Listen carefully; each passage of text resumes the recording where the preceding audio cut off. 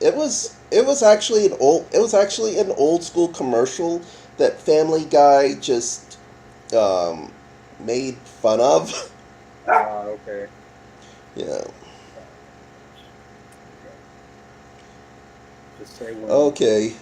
Oh, Or actually, we've been on the we are we've been on the live. air for Wow. like 20 seconds now. So That's what I get for not paying attention.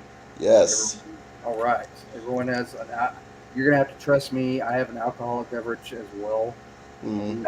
That Shiner Texas is really good. I highly recommend it. And Nick, you're eating chocolate. I mean, I recommend chocolate. Anyway. Well, I Not just thought it was a chocolate. Not just chocolate. Fancy chocolate from Aldi. Oh, well, mmm. then you should Well, be eating that with a pinky in the air, sir. Mm. I Way ahead of you, buddy. Huh. since it says Bruja Brew, I thought it was appropriate to drink this while we have our discussion of these two films. No. You Yes. could Yes. say that we are living deliciously. Yes. This week we are talking on our weekly reject show. We are talking two witchy movies. One of them is Friendly Friendly. Um, uh, The other, not the so other one much. is, yeah, the other not so much, depending on how you raise your kids. No judgment here. Oh, shush. Yeah, I Uh, think we all grew up, being subjected to R-rated or otherwise gory movies. I think right. anyone born prior to the late 90s, and there's probably kids even alive past that were, but definitely kids that grew up in the 80s and 90s were like exposed to R-rated content because some of the stuff was marketed towards kids, like Terminator and Predator and Aliens, Oh yeah, Yeah, but actually, RoboCop. I'm. one of my students is she's a freshman now, but I've worked with her since 8th grade. Her favorite show is Euphoria. I don't know. Yeah, I Yeah, mean, it's about teens, but probably teens it's maybe not. about it's about teens the way Larry Clark's Kids is about kids. Oh no. Very Yeah. true. Yes, Can you start recording that? yes, we have. I was Well. asked if I'm already live. Oh, okay.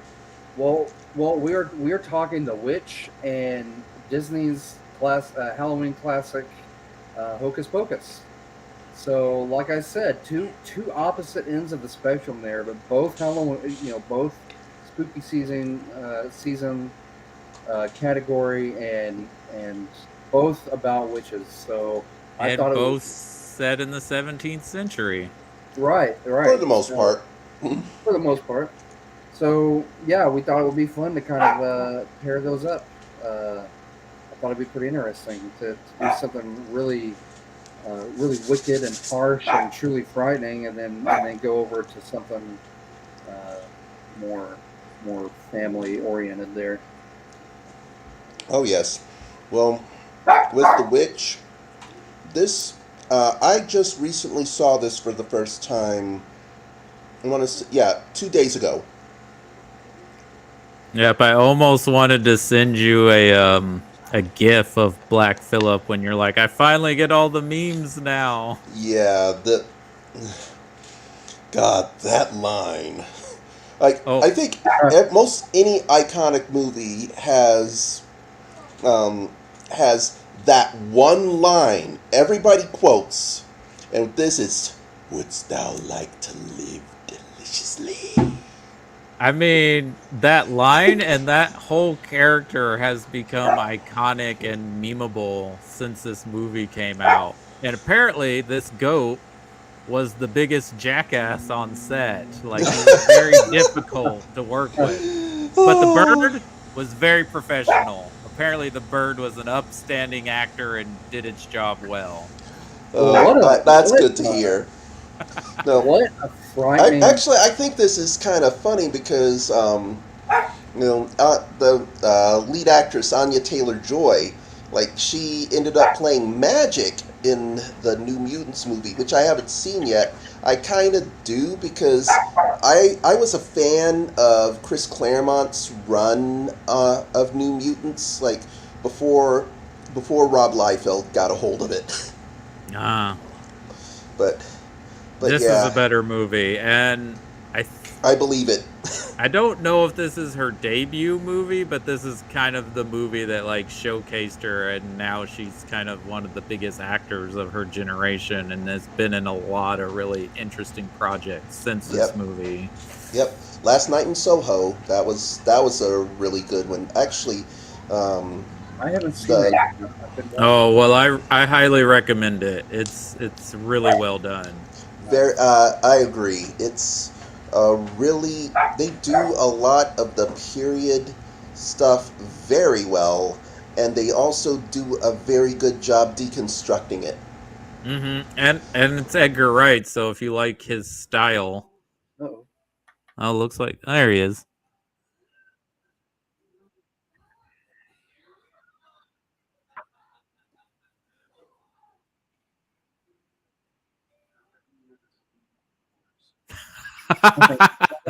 Oh no, I hope you're not experiencing a witch situation in your apartment right now.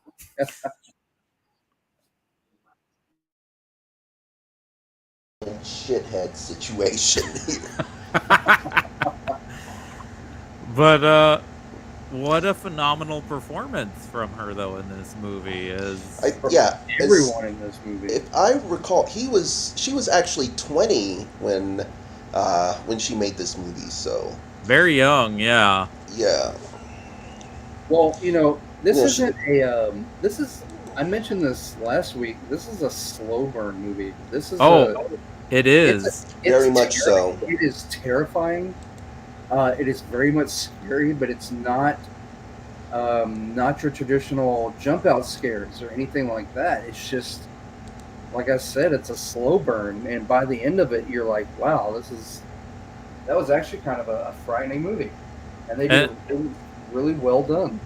and I'm glad you really liked it the first time you watched it, Nick, because I feel like this is a movie that gets like you get more out of it each time you watch it. Because I could totally see someone watch this for the first time and be like I don't know, like not a lot happens. I mean, there's a lot that happens, but like Chris says, it's a slow burn. So I could see someone feeling like Yeah, nothing happened in the movie to them. everything goes to hell in the third act. Absolutely. Literally goes to hell in some Right. cases. Yeah, it's an interesting story because we get this family who might be the patriarch. The father is either being too prideful and thinking that he's holier than the people he's with, or he's calling these people out on their BS, and he'd rather be ostracized in the comfortability of their community than live within. Right. Which either way is plausible for um, pre-colonial era New England, but Yeah, because no, you know it's he's. also Go ahead. actually it's kind of funny. Like the spouse heard a few of the lines and decided to look up actual animals that have been put on trial for witchcraft during the Salem witch trials. Now, Huh. during the Salem witch trials proper, I think a couple of dogs and maybe a pig was accused of witchcraft, but no goats. You'd think that goats would be the go-to animal for representations of Satan, but not all that much record about that. Well, that just goes to show that he was sly and tricky enough to not stand trial. Well, Yeah, speaking I of that, oh, go ahead, Chris. Oh no, I was gonna say we were talking about the acting. Like the dad, the guy who plays the dad, and the mom are just they kill it, man. They do so well, and I can't remember the actor's name. He's shown up in a lot here lately. He was even in He was the mom. He was the aunt's boyfriend in Ralph Ineson. Ready Player One. Yeah. Yeah, he's got a really cool voice, and like it's an interesting character arc for him because yeah, he seems like he's very prideful, but at the same time he kind of sucks at farming. Like he's not very good at like He sucks at farming. He sucks at hunting. Right. Like probably the only thing he Was it was was really it good at is preaching. was it the fact that he sucked at doing those things, or was it the area that they were in? Where well, they were yeah, in? like or they cursed from the beginning that they decided to settle on that plot of land. Yeah, well, Actually, that's one of the they were more. in the vicinity of a witch, and you would think every animal, every kind of living animal, or a life-sustaining plant like food or something would die and wither away. Maybe that's just my head canon. Like I would, if I moved within 5 miles of an old coven and I didn't know it, and all my crops were dying, and my animals were miscarrying and dying off, and everything was turning to shit. Then maybe it was, living within the vicinity of the witch, being cursed. Well, there's a thing. A lot of that is plausible. Um, like, yes, they could have. Yes, he could have been bad at it, but it also could have been, the witch cursing the family, which Right. there's also kind of a bit of an irony because the character's name is William. He he was one of those people. I think it's stated early on in the movie. I need to watch it start to finish again. But he believes that earthly suffering will make his family pure and pay off in the afterlife. Mm-hmm. Be careful what you wish for. Right? Right. And like he tries to push blame on Anna Taylor-Joy's character about that cup that he Yeah. sold, and then eventually confesses to it. Yeah, that is the definition of dick move. Yeah, right. You're gonna put your kid in the blame here for you trying to get some money, but like Robert Eggers, the director, which this is his directorial debut, took accounts and write folktales from that time period and just kind of wrote it like that because he wanted it to be as authentic as it could be to the time period. Well, Oh, yeah. And like it's there were even accounts of like people's crops rotting like that, and right. Well, dang, that's. Uh, well, right now I got no words. Well, and the dialogue too. We mentioned the dialogue in last week for certain westerns, and them using certain slang and saying phrases a certain way, and um, uh, oh, what was for our it? True Grit True Grit. episode, Yeah, for talking about True Grit, and he does the same with the dialogue here. It's old. I guess what would you call it? Would that be considered Old English? yeah. Yeah, Still in that old English text because these are people fresh off the boat from England. Like even Anna Taylor-Joy talks about like their home in England, and though the brother, I guess, is too young to remember because she's like, "Don't you remember?" And apparently they've had that dog for a while because apparently the dog was in England too. Wow. Yeah. So, Okay, then. and I think that to me fits and makes it it makes it more enjoyable. Even though it is kind of hard to understand the dialogue sometimes. Um, to me, it just adds to it. I also like how the structure of the witch, or if it's a whole coven, slowly deteriorates them one by one. Like it doesn't just fell swoop get them all. It just starts like first it's the disappearance of the baby, Then Yeah. it's the tempting of the brother. It's like all these little breadcrumbs before all hell breaks loose. Right. And you mentioned the animals. I thought it was interesting that the rabbit ended up being one of the witch's familiars because, normally that's not an animal we associate as a witch's familiar. Well, I was thinking that was the witch in disguise. Well, it could be. Yeah. Yeah. That's again. That just thinking about it is giving me the making my skin crawl. It's really well done. Yeah, the little kids are creepy, just like little kids are. Oh yeah. There's. Oh God. Those. Well, first of all, I think it has to do with the clothes. Like they're wearing adult style clothes, but they're, let's see, it's too big for them. I guess it was made with the idea that they will grow into them. But I Right. think that helps cement the creepiness. Right.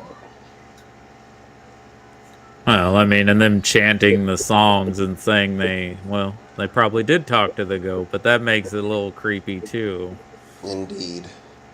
But they're young, so they're probably easier to start corrupting first. Manipulating. Yeah. Yeah. Probably don't taste as good as baby. No. Probably not. That there got me. It wasn't. It was graphic without being graphic.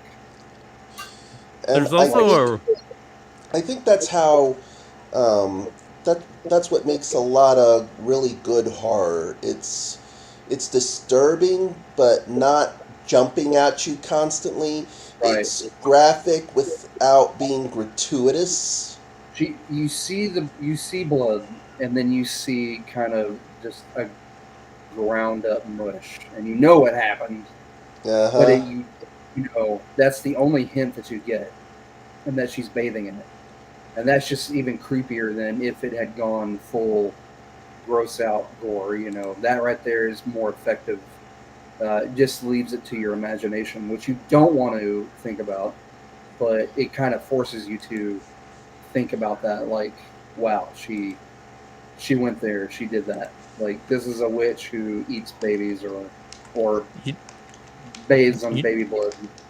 another really Ugh. good shot that is a used trope again and again, especially in horror, is the scene where she tempts the brother Caleb, and it's this woman, and he's all like, "Oh my God, it's a woman."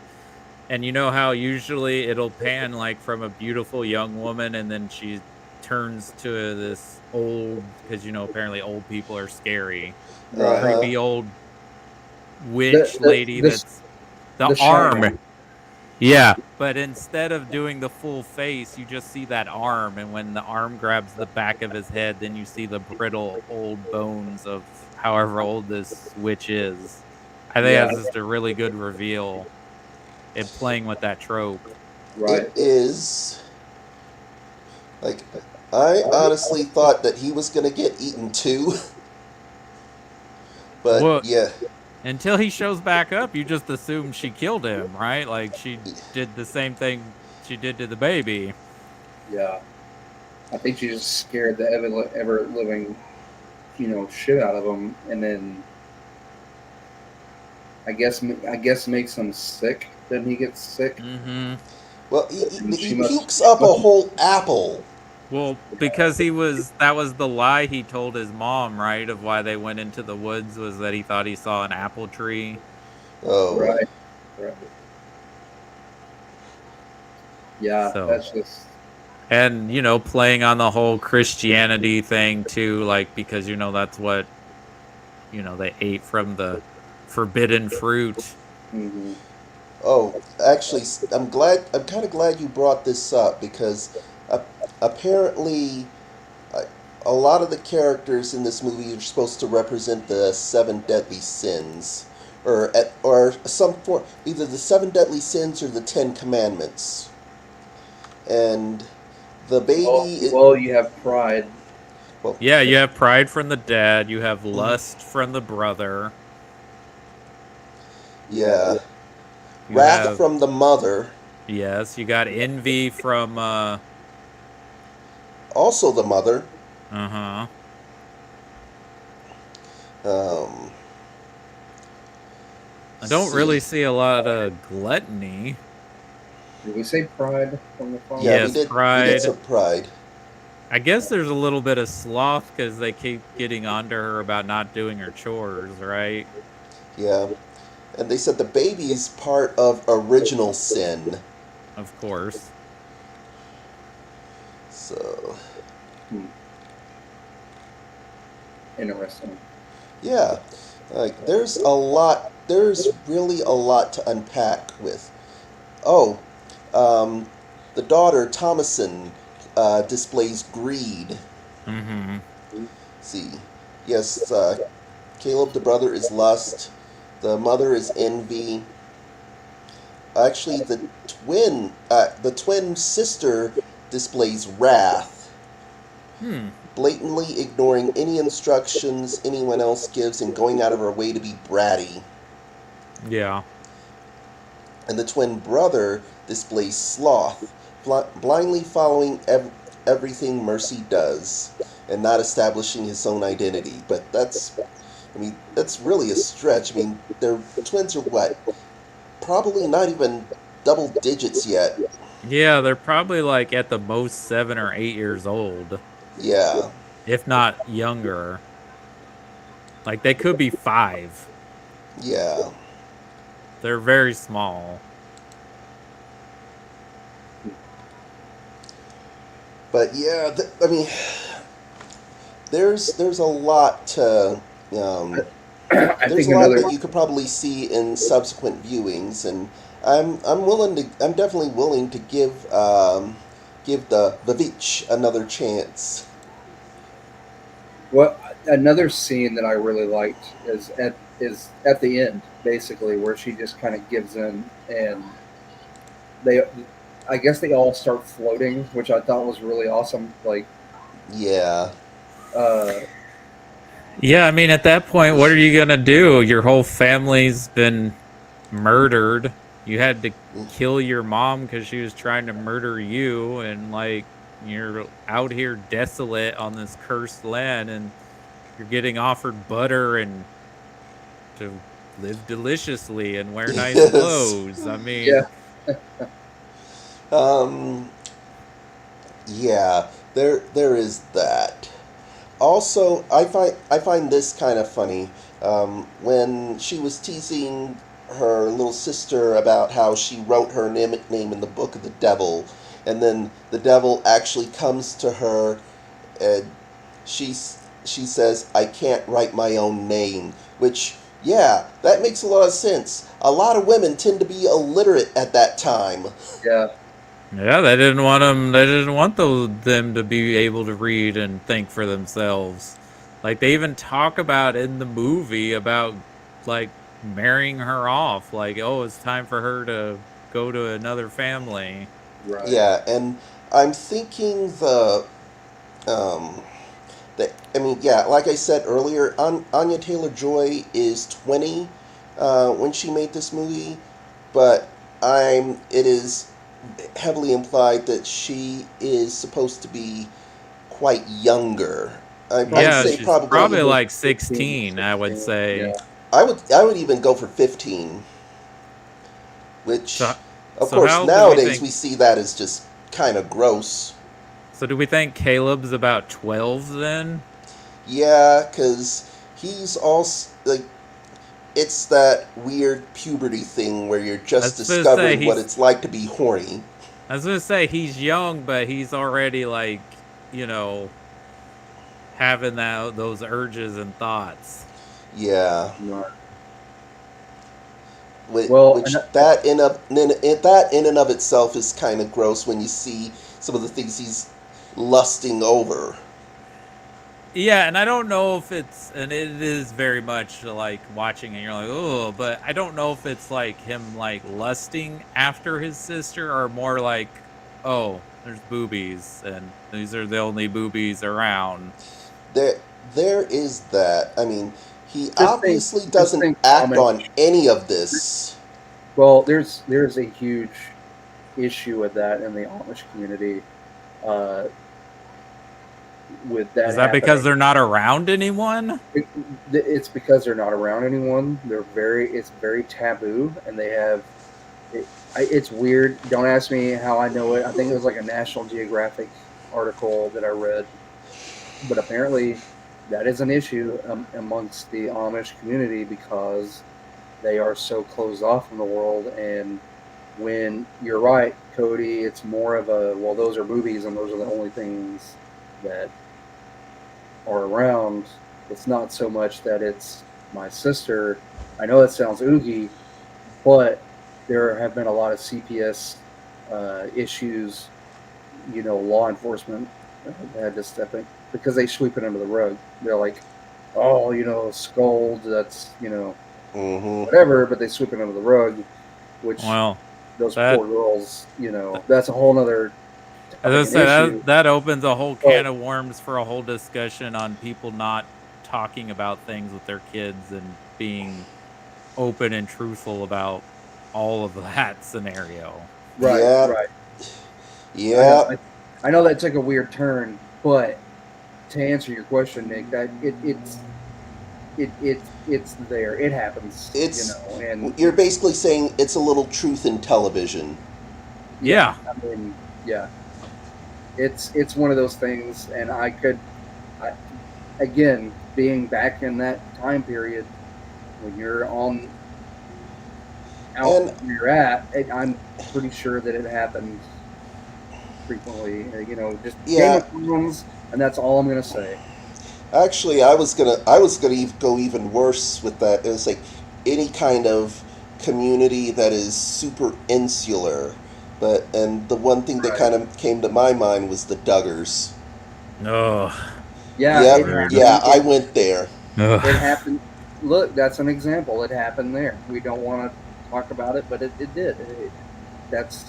I'm sorry, but Well, yeah, you have a point, Chris, and like I said, in the character of Caleb's defense, he does not act on it.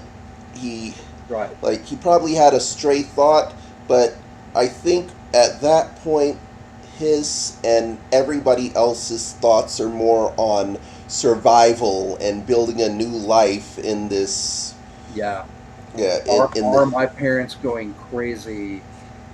There's no one else around to go to. If they did, like.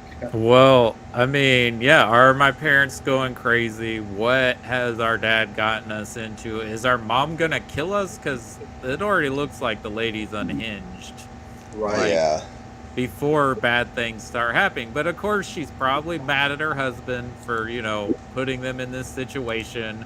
And, she's like, we could have stayed in this community where we had resources and food and shelter, if my kids were provided for, and now we're not growing crops. What are we gonna when it like they don't know what their next meal's gonna be, literally. Like, aren't they like all splitting like a piece of unleavened bread at the table in one Except- scene? Yeah, they are. Yeah, like literally that's their dinner. Yeah. But I mean, Excuse me. I would be scared to death too if I were that age. Because again, you look to your parents; they're the world, and they lead you into something like that, or your dad does, and your mom's breaking down. I mean, that's just got to be so scary to be in that situation. Yeah. I think this is an incredibly, impeccably crafted and one of the best looking films ever made. It's quite amazing this is his directorial debut, because it feels like somebody who's been, and I'm sure he directed shorts and other things before a feature film, but Yeah. Did he have something to do with Midsummer? no, that's Ari Aster. Okay, because That's a different director. Okay, I was gonna say this. I haven't seen Midsummer, and I want to. I know what it is. I know what it's about. So, and I know what happens at the end because I did see the ending. It's more it's a horror film, but that one's more about like how to cope with grief and how Yeah, like a lot of people, especially if you're younger, like don't know how to react when someone's dealt with that because they haven't really dealt with it yet. right. Yeah. Actually, I just looked at this. I saw the ending. He has only 3 movies to his name right now, and They're only 2 all of it. really well done. Yeah, The Witch, The Lighthouse, and The Northman. I haven't seen The Lighthouse yet. Oh, It's God, like one of those. What on my list? I know absolutely nothing about it. Everybody's saying I need to go in blind. So Yes. Okay, get you a couple drinks, get you a couple beers, go in blind. I promise you, you will like it. I hope you do, because I enjoyed it. I really liked it when I watched it. It's the weirdest of the 3. Like The Witch is kind of in between, and I would say The Northman is his most conventional film he's made so far. yeah. But all Actually, three I just are think it's. Oh, gorgeous. sorry. All sorry. 3 of them across the board are gorgeous looking. That's true. They are all They are just beautiful looking beautiful, movies. beautiful movies. Like you But- can line them up next to each other, show them in 4K, and you're just glued to every one of them. It's just such beautiful cinematography in these movies. Well, I think it's also to do with the fact that it's an A24 movie. Like, so far, all of those movies tend to be like tightly shot, tightly directed, tightly acted. I'm a fan of A24, And they're all like, yeah, we make weird art house genre movies. but they have been That's great. what we do. I mean, That's our- like 90% of their content I enjoy. You know, It's not for Yeah. everybody, but if you can get on it, you'll enjoy it. And his attention to detail in all 3 of these movies, and to keep Yeah. them accurate to the period they take place in. And interesting, this movie's The Witch, and Anna Taylor-Joy plays a witch technically in The Northman. Like, that's kind of what Yeah. she is. Oh, it says, yeah, most of A24's movies are pretty serious, with some significantly bleaker than others. The studio is famous for letting filmmakers produce whatever kind of film they want, no matter how unknown the cast, surreal the plot, or polarizing the ending may be. did they just do Men? That movie? Yeah, Men? they did Men. Did you see that? Yeah, I saw Men. It's something. It's really well done. It's not for Okay. everybody, I want to see that. but it's kind of an experience to watch a movie about how horrible and toxic men are when you're the only person in the theater watching it. So it's kind of like I had an existential therapy session all on my own. Nice. Well, shit. But they had great success though with Everything Everywhere All at Once. I think that made over $100 million. That was Yes. A24.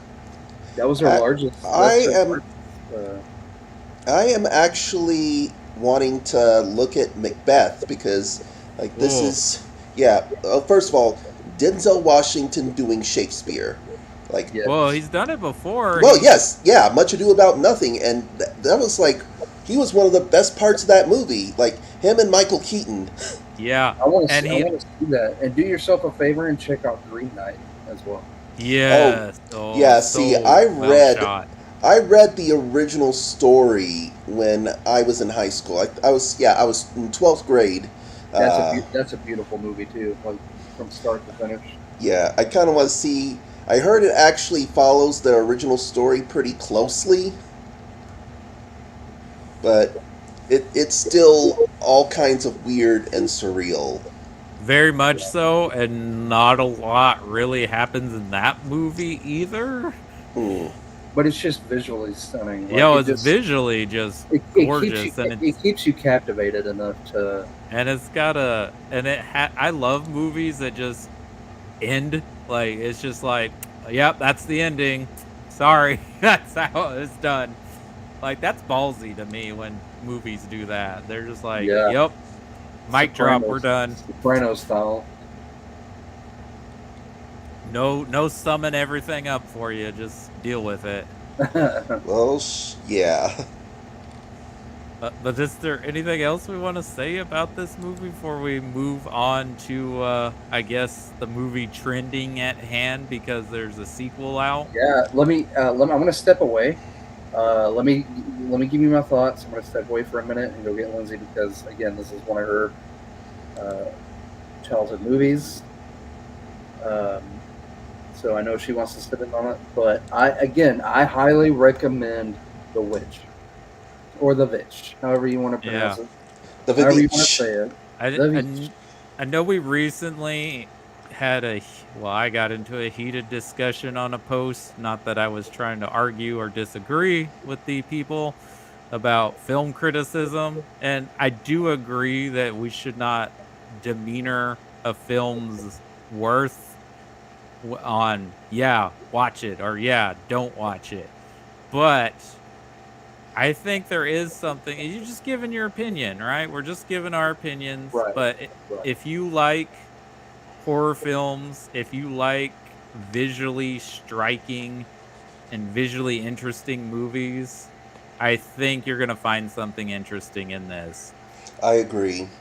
Like there is a lot that can be said about this movie. There's a lot that can be unpacked about this movie. Again, Anya Taylor-Joy like brings her A game in this, and it was fortunately a taste of things to come. Like Yeah, she's she's kind of. killing it. The Northman, Last Night in Soho, The Queen's Gambit, Oh and now, God, I saw. Yeah, I watched all of the Queen's Gambit. Like when it first came out. It's like, oh, she's in Split too. She's in yeah. Split and Glass, and she's gonna be Furiosa Oh, Oh, okay. all right, in the guys, I'm going to new. step away, but I'll be right back, and then we'll get into Hocus Pocus. But yes, please do yourself a favor and watch this movie. It's a slow burn, but I swear to you, it'll terrify you.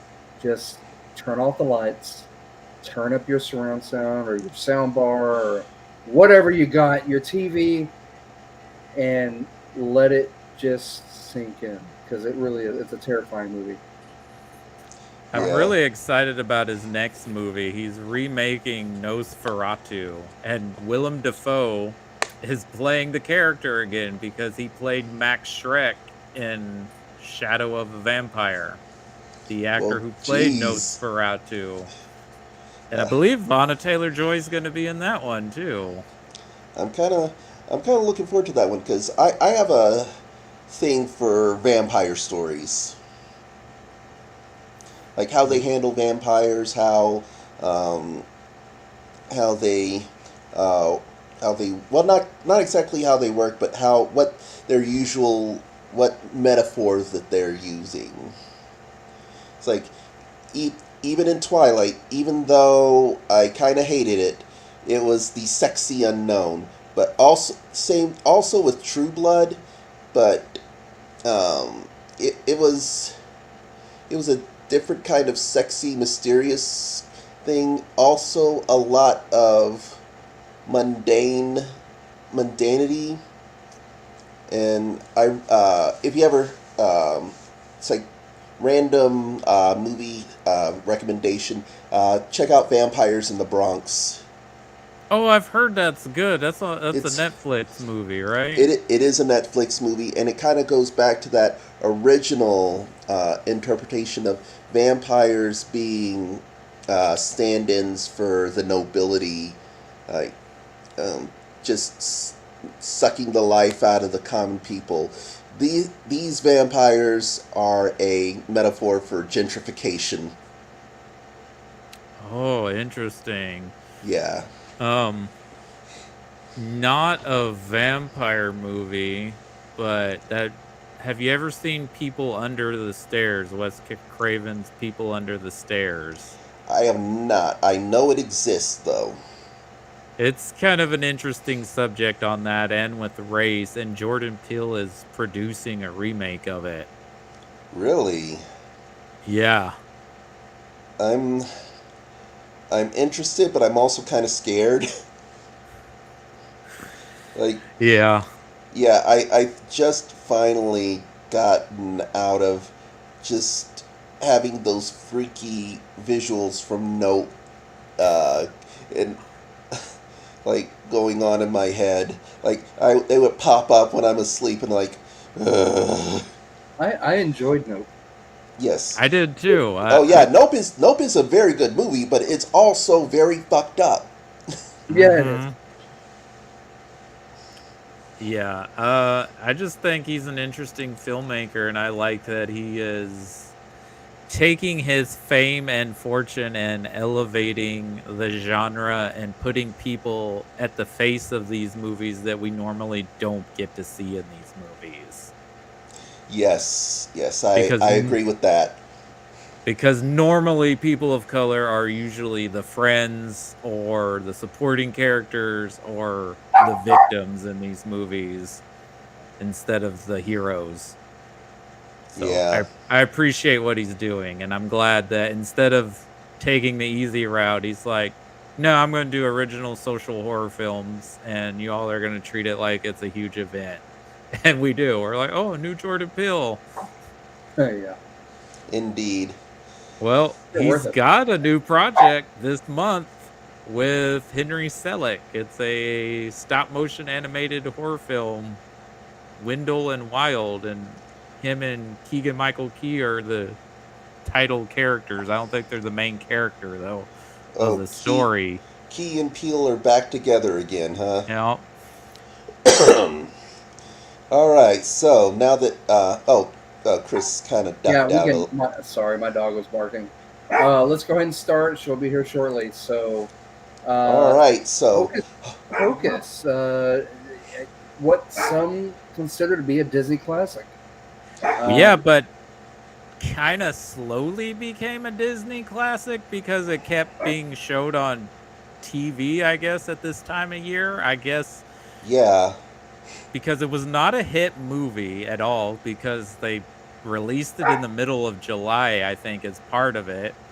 Was not well received critically.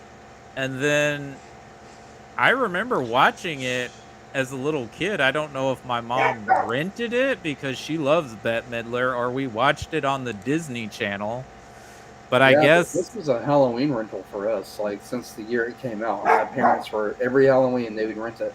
and I wonder if it flopped that they released it on video like around Halloween time. Like it was that fast, like, okay, it's on video now.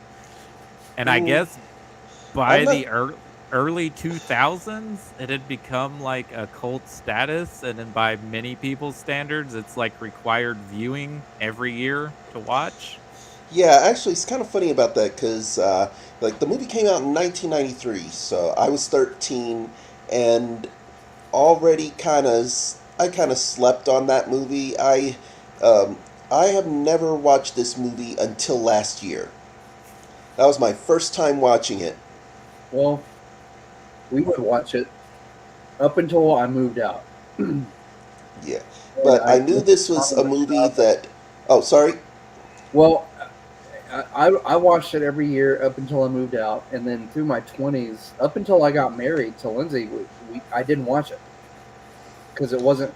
I was going to horror movies at Halloween, Yeah, and it wasn't until I met Lindsay and we got together that we started watching it again. And especially now that we have kids, it's turned into a must watch. Every And I Halloween movie. and I So. think that's where it lives on because people remembered watching it as kids and now they have kids and it's like something you can share with the family because there are a lot of things that are actually good in this movie. I like the look of it. It does get you into that fall October mood. And, October is nigh. It's tomorrow.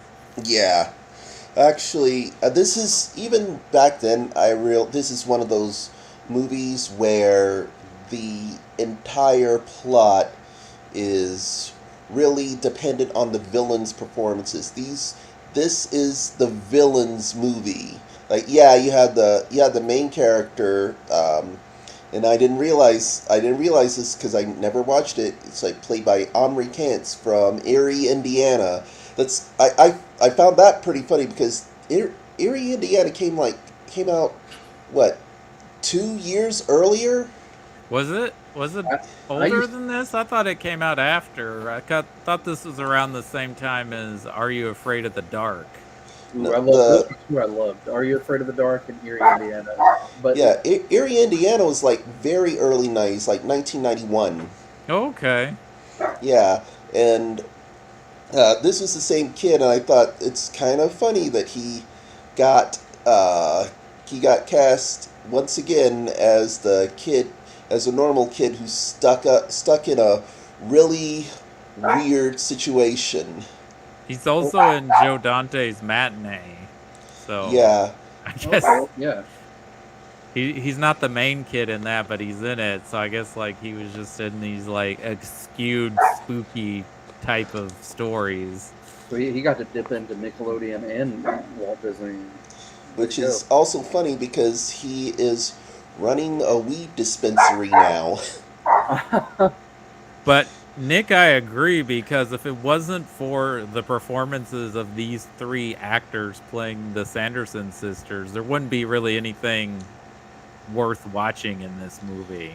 Yeah, and honestly, you could tell that Bette Midler, Sarah Jessica Parker, God, who's the third one? Kathy Najimy, I Kathy think it's Najimy. Yes, Peggy yeah, Hill. they were all having fun with these roles. Oh, I really like Doug Jones in this movie too, even though I don't think he uses his voice in this one, but I think he gets to use his voice in the sequel as, is it Billy Bones? Is that his Billy name? Bones, yeah. I think so. Yeah, because Good for well, Doug Jones. it's again, Doug Jones, probably one of the most known special effects makeup actors, in the business. For sure. The Mr. The original McKnight. Yep, Mac the Knight. Mac the Knight, yeah. Oh yeah. Oh, Mac Tonight. You're thinking. Yeah, Yeah. Mac Tonight. Yeah, selling those cheeseburgers. I can't tell you how many of those little cars I had of him. Yeah, the little figures, I remember those. I never had the figures or the cards. I just remember the commercials. Speaking of McDonald's, you guys know they're bringing back their Halloween buckets. Oh yeah. I found. I'll be in Apparently, line. Wendy's is doing Halloween buckets too. Nice. These I remember having those Halloween buckets, so I gotta go. Yeah, get me them. too. I don't remember ever having the ghost one though. I remember having like a slew of the pumpkins, and I think we had a couple of the witches. Yeah, I think I remember having one of the siblings in my family had a ghost bucket for sure. I know, but most of them were the pumpkins and maybe a couple of witches. But I remember the pumpkins were like, oh yeah, give everybody a pumpkin. Yeah. But yeah, they're all having a blast, and they make the movie watchable to me. But this does have made for TV feel to me, even though it was a theatrical release. Yeah. I think it was one of those. We'll make this movie, but we'll make it as cheaply as possible. Which, cheap by Disney standards, is still a little bit above average.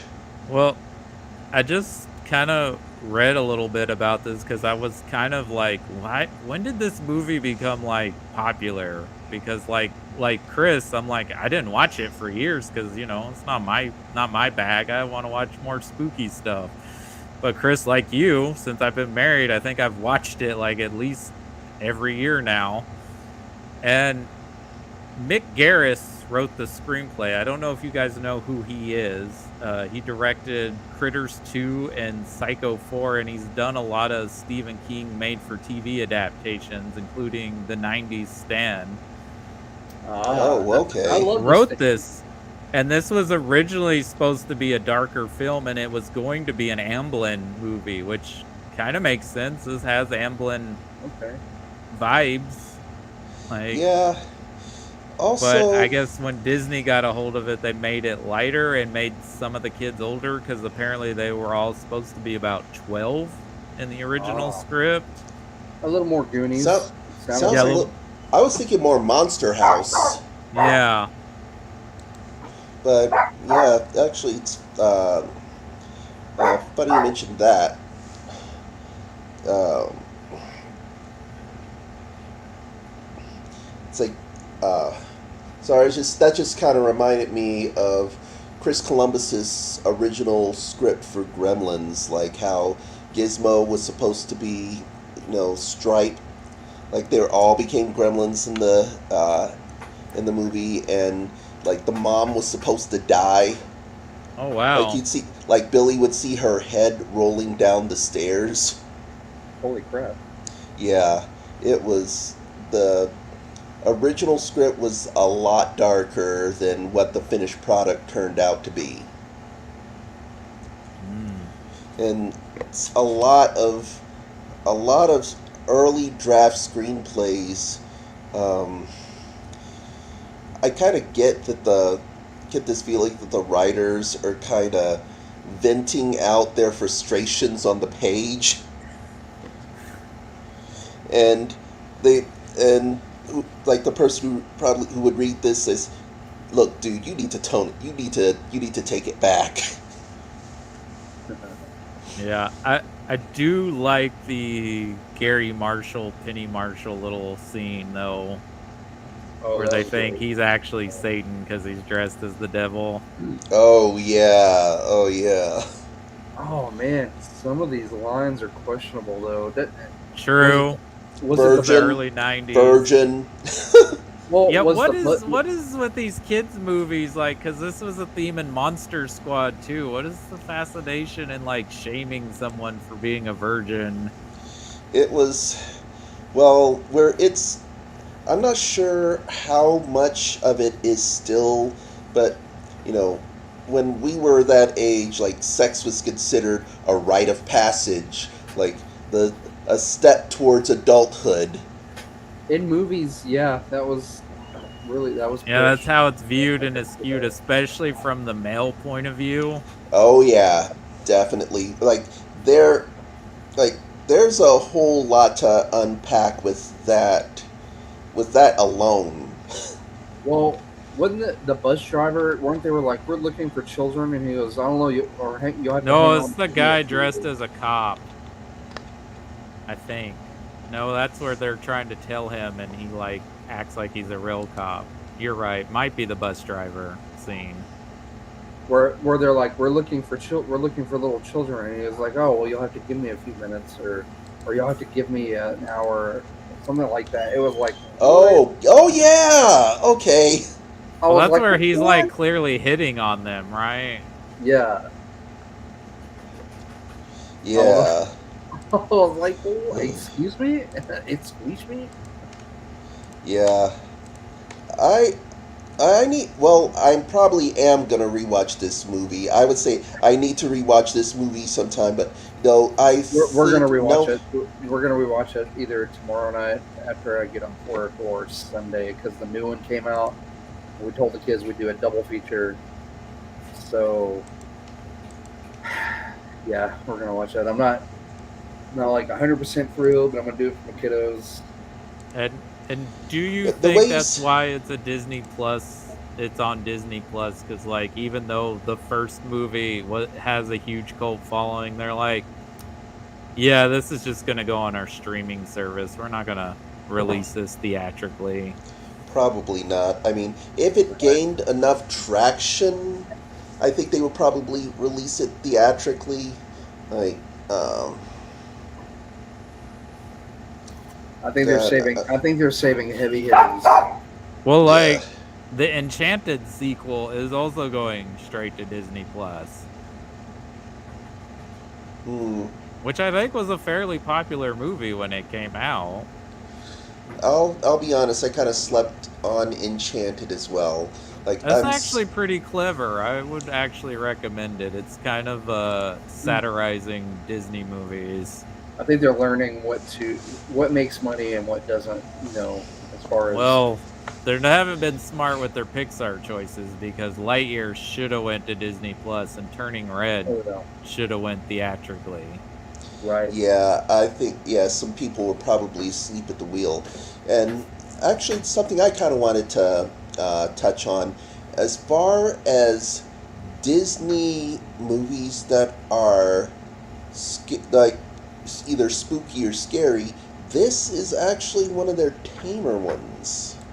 Like, Yeah, Oh, it I is. would agree because didn't they do Watcher in the Woods and Something Wicked This Way Comes? Or at least I Yeah. know Watcher they in the did something wicked this way comes. Oh, and the Black Cauldron. The Uh-huh. Black Cauldron. I was thinking more Return to Oz. It's not Yeah. exactly a Halloween movie, but damn, that movie scared the shit out of a lot of kids when Oh, we. for sure. Oh, The for Watcher in the sure, yeah. Woods too. That was a spooky movie. But Yeah. speaking of not really spooky, but this and The Nightmare Before Christmas came out in the same year. Mm-hmm. And they're Yeah, both considered like Halloween staples. actually, because I remember um, I asked this one girl when I was in 8th grade to go see Nightmare Before Christmas. She said yeah, but I called it off because she didn't really.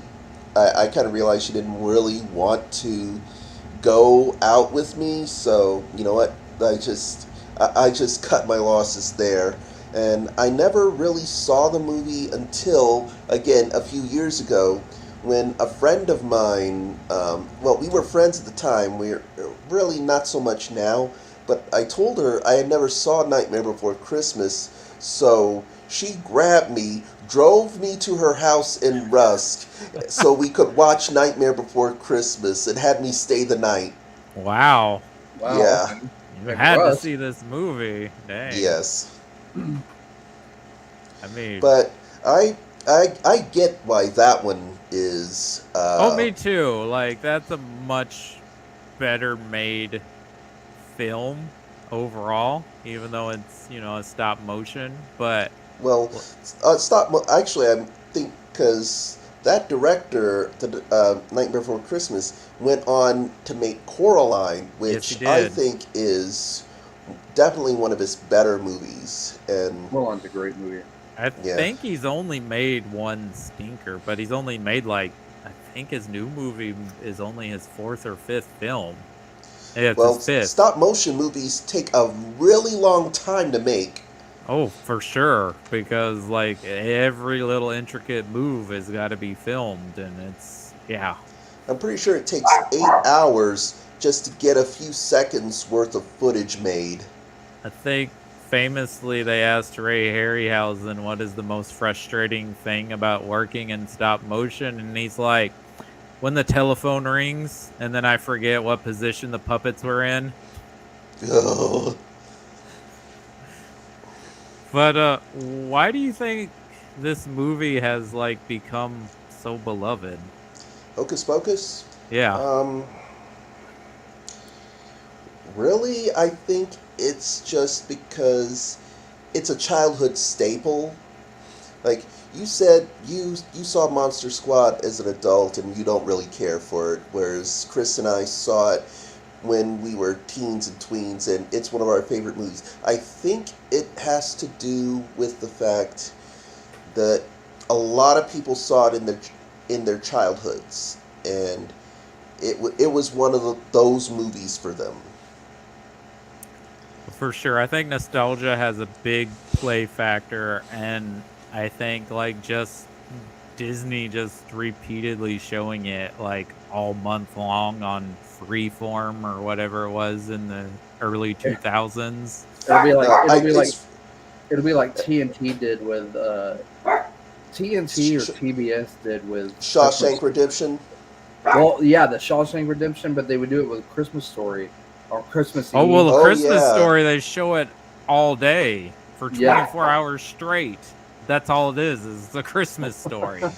Well, also, I think it was ABC Family then. It's called Freeform now, but I think it was Yeah. one of those. It was um, ABC Family back then. Which is also kind of funny because, you know, something I know about the channel. It was originally, a show called The Family. It was the Family Channel, and it was owned by Christian Broadcasting Network, which is Pat Robertson's network, and it got bought out and restructured, and now it's a network made primarily for showing LGBT content. But That's just the wonderful. stipulation is they still have to show episodes of the 700 Club. They It's like do it. late at night, though. It's like 2 or 3 in the Yeah. morning. Yeah. And they've definitely more skewed towards a teen audience than they used to be. Yeah. With their like original programming. Oh yeah, actually there are some shows that I watch on there that are pretty good. Single Drunk Female, I tend to like. Oh, I've seen commercials for that on Hulu because I guess they're like formed with Hulu too, because Yeah. Disney owns Hulu. Yeah, So like that's how I've been watching it. And then there was this other one called Cruel Summer. That one was actually a pretty good one too. I had a friend whose now ex-boyfriend was on the crew for that, and it was filmed in parts of Dallas. Oh, cool. Because the show takes place in the DFW suburbs during the 90s. Yeah, I didn't know it was DFW. I knew it was the 90s. When our oldest stepdaughter was living with us, she was watching it. So I've seen bits and pieces of it. Yeah, it's a good show. I haven't seen. I know they made a season 2. I don't know if it's out yet, but I'll have to look for that later on this weekend. But as far as I know, all that has returned to the new film is the 3 ladies and Doug Jones. Oh yeah, and also another child actress who was pretty big around that time, Thora Birch. Yep. Yeah, she was in a lot of movies, and she held her own with a lot of people. Like, I would say out of the younger actors, she's actually the best one in the movie. Yeah. I don't think she came back for the new one. No, she didn't. I think actually she's like said she was a little upset or disappointed they didn't approach her to be in the sequel. Yeah. I've heard stories though that even though she was a joy to work with, her mother wasn't. It's basically stage mom BS. Well, it was kind of like Macaulay Culkin's dad was the same way. Yeah. That's why he got filed for independence at 13. Yeah. Which is those stage parents. No. Which is also funny. He still does acting rarely, but it's roles that he really wants to do, and really he's the best part in a lot of those movies. Like, he still has acting chops. Well, his younger brother's killing it. Oh yeah. Well, that whole family is basically full of theater kids. Well, did you know the lady, John McClane's wife in Die Hard is their aunt? That I didn't know. Yeah. Yeah, I heard that's how they got the plug for Home Alone.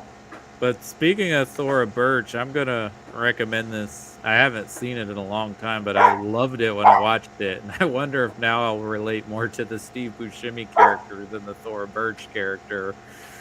But Ghost World. It's a really good movie. Oh yeah, that's a good comic book movie, a graphic novel movie. Not a lot of people knew that. Though. Not only that, it was directed by the original writer and artist. Nice. Yeah. So, I mean, it's a regard. I heard he did change a lot of things, mainly because book to screen translation. One thing works and some things work and some things don't, but still it is overall his vision. Mm-hmm. And I gotta hand it to him for that. I haven't seen his other movies, which Was Art School Confidential? I forget. Did he do any others? not. There probably are, but I can't think of any off the top of my head.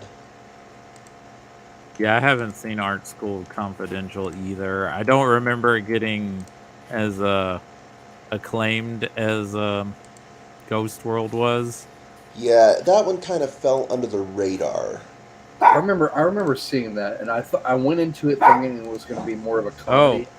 But He it ended up directed being Bad more Santa and the documentary on Robert Crumb. Wow. Okay. Oh, I kind of want to see that documentary, but at the same time, I don't. It's actually good. It's weird, as you know, like Chrome, but it's a decent documentary. Yeah. And then I he mean- did an Amazon pilot, but yeah, he hasn't really. The director hasn't really done anything since that other movie we mentioned. Actually, kind of it does make me wonder what he is doing now, because I remember Wizard Magazine did a piece on him, mainly about 8-Ball, Showing our which age, contained. Wizard Huh? Magazine. Oh. Showing our age with Wizard Magazine. Oh God, yeah, I am aware. I am aware. Yeah, I Ugh. used to love to go to like when they would cast a comic book, like, and I remember being so excited that like Patrick Stewart got cast as Professor X when like they had cast him to be Professor X in Wizard Magazine like a few years before. I remember seeing a casting for Avengers, and Fabio. They had For Fabio. Thor, Yeah, Oh my God. and I want to say Tom Cruise might have been Iron Man. well, you from know, the he start. almost was Iron Man Yeah. for a long time. He was attached to that, but I don't want to cut it because if Lindsay has some things, because she's probably a little more enthusiastic about this movie than we are.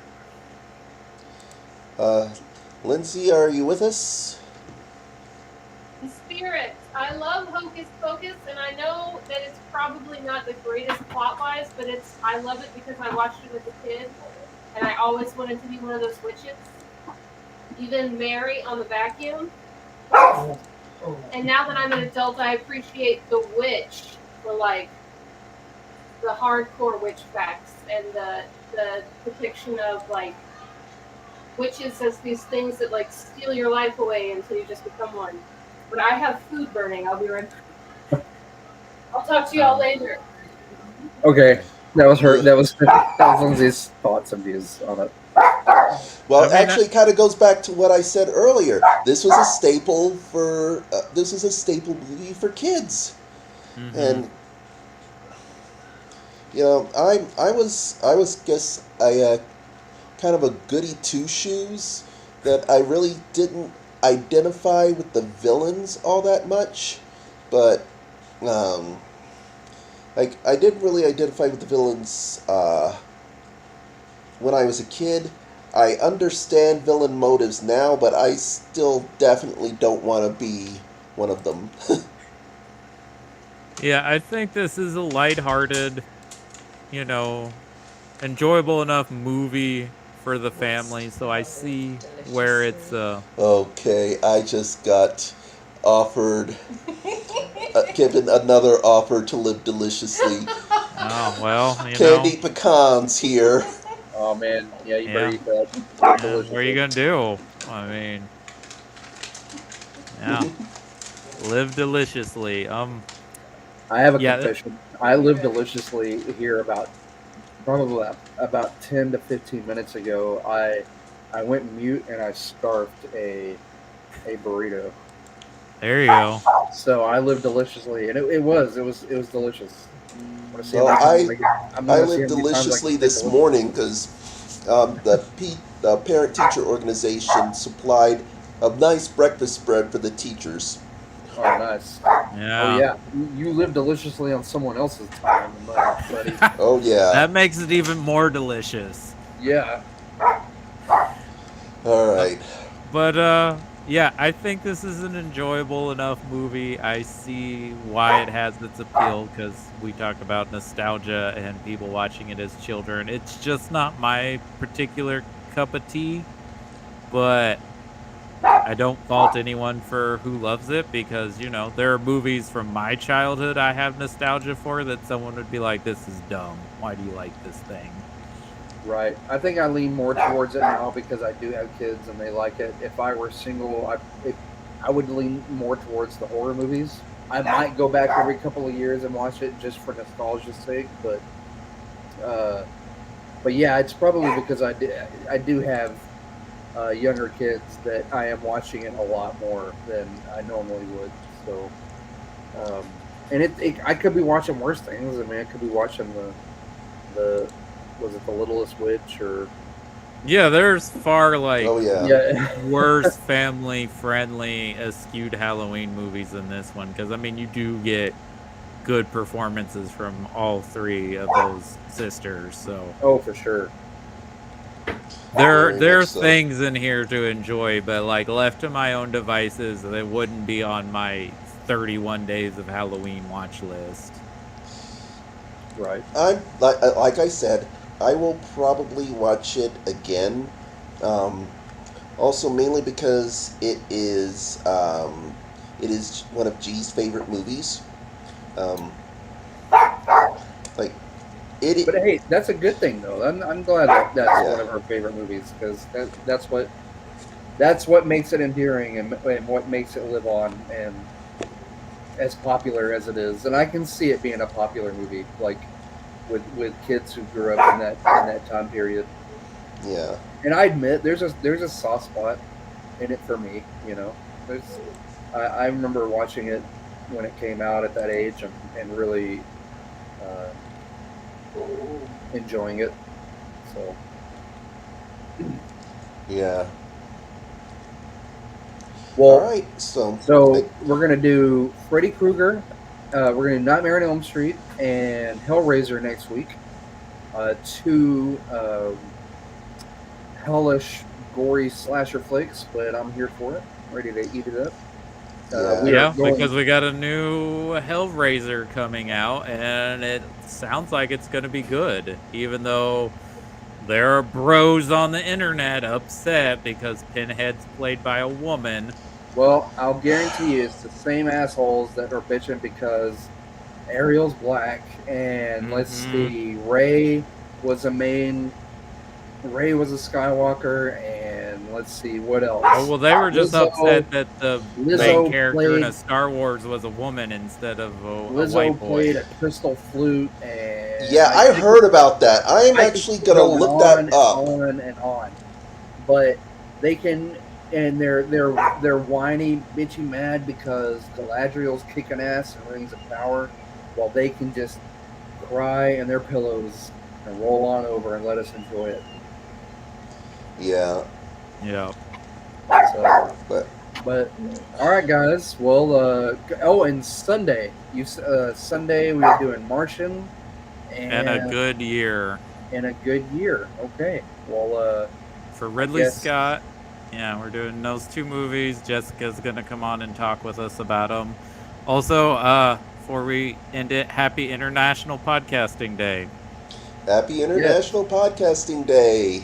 yes, I posted something in the group. I wanted to thank everyone, all of our tens of listeners who Well, come on. and Lisa shouted us out on Twitter, too, so thank Oh. you, That's Lisa. cool. Yeah, Oh, thanks. one more thing about Hocus Pocus.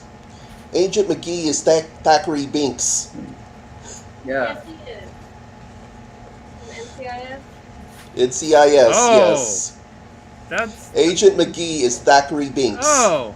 I didn't know that. Yeah. Okay. I'll take your word for it. I've never seen. You an know, episode. those two shows have different audiences because my dad loves NCIS, but I don't think Oh, I he loved would like. NCIS. I loved NCIS when Polly Perrette was on it. And I don't think he cares about Hocus Pocus. Yeah. But my mom likes Hocus Pocus, but probably doesn't care about NCIS. Yeah. So there you go. Well, I'm going to have dinner so I can live deliciously. Indeed. All right. All right, guys. Once again, as always, it is good having these conversations with you. For those of you who are watching, I will most likely not be there next week. I have a 4-day weekend, and I am planning on going out of town and seeing some friends that I have not seen in quite some time. Well, enjoy yourself and Yeah, the much needed extended weekend. Very much so. Definitely. Safe travels, Nick, and we will see you week after next. We'll Indeed. let you know what's going on. All right. Mm-hmm. All right. Good to be part of the conversation, and I'll see y'all not next time, but the time after that. Indeed. All right. Enjoy the rest of your weekend. Enjoy this fall weather we're having, and it's okay to live deliciously. Indeed. All right. See y'all later. All right. Bye bye.